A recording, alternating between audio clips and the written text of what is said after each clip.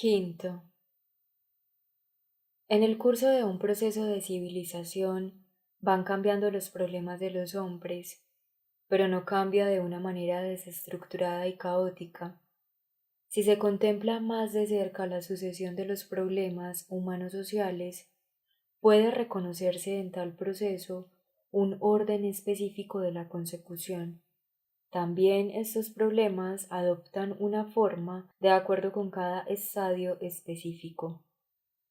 Así, por ejemplo, se tuvo conciencia de la existencia de enfermedades víricas como problema específico solo una vez que se hubo conseguido explicar y por tanto en gran medida controlar las enfermedades infecciosas de etiología bacteriana. La ventaja adquirida no fue en vano por el hecho del descubrimiento de las bacterias, aunque no significara el final de la lucha contra todos los agentes patógenos, representó sin duda un progreso, aun cuando no fuera un progreso absoluto. Y otro tanto cabe decir del crecimiento demográfico de la humanidad, el progreso en combatir las enfermedades, sobre todo el control que se ha llegado a adquirir sobre las epidemias de carácter infeccioso, es responsable en gran medida de este proceso de crecimiento ciego, peligroso, no planificado. ¿Qué se pensaría de una persona que, a la vista de este peligro de crecimiento explosivo de la población, deseara volver al pasado mejor, con los frenos malthusianos al crecimiento y sus apocalípticos jinetes, peste, guerra, hambre y muerte temprana?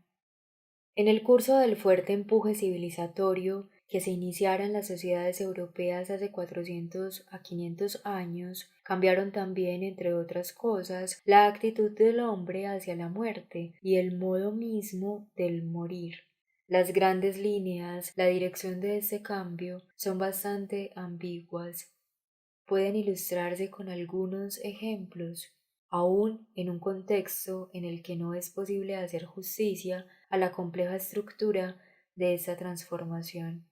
El hecho de morir fue en otra época un asunto mucho más público que en la actualidad. No podía ser de otro modo, empezando porque entonces era más desacostumbrado para las personas estar solas. Puede que las monjas y los monjes estuvieran solos en sus celdas, pero los hombres y mujeres normales y corrientes vivían constantemente unos con otros y junto a otros.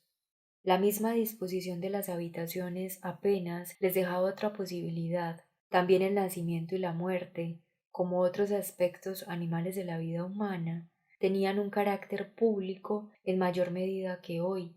Eran acontecimientos sociales, menos privatizados de lo que lo están hoy en día.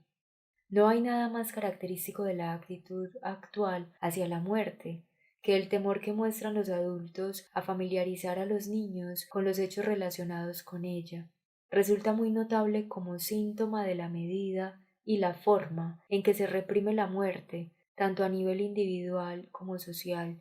Se les ocultan a los niños los hechos más sencillos de la vida por un oscuro sentimiento de que su conocimiento podría dañarles, hechos que forzosamente han de acabar por conocer y por comprender. Y sin embargo, el peligro que corren los niños no consiste en que conozcan esos simples hechos de la finitud de toda vida humana, por tanto también de la de sus padres y de la propia. Las fantasías infantiles le dan de todas formas vueltas a este problema y con harta frecuencia lo amplifican con temores y angustia debido a la fuerza pasional de su imaginación. El familiarizarse con el hecho de que normalmente tienen una larga vida ante sí puede producir en ellos un efecto benéfico en comparación con las fantasías amedrentadoras. La dificultad reside más que en comunicarles el hecho en sí de la muerte, en cómo comunicárselo. Los adultos que se muestran reacios a hablar con sus hijos de la muerte, quizás sientan, no sin razón, que podrían transmitirles sus propias angustias, su miedo a la muerte. Conozco casos en los que el padre o la madre ha muerto en accidente de automóvil La reacción de los niños depende de la edad y de la estructura de su personalidad, pero el profundo efecto traumático que puede tener para ellos una experiencia semejante me induce a pensar que dar a conocer a los niños los hechos escuetos de la muerte humana como una cosa natural, hacerles saber que su propia vida es finita, como la de los restantes seres humanos, tendría un efecto benéfico. Sin duda, el pudor que muestran los adultos en nuestros días a enseñar a los niños los hechos biológicos de la muerte es una característica específica del esquema de civilización dominante en la actual etapa. Antes los niños estaban también presentes cuando moría una persona, cuando todo tiene lugar, en mayor medida, ante los ojos de los semejantes. La muerte se produce también ante los ojos de los niños.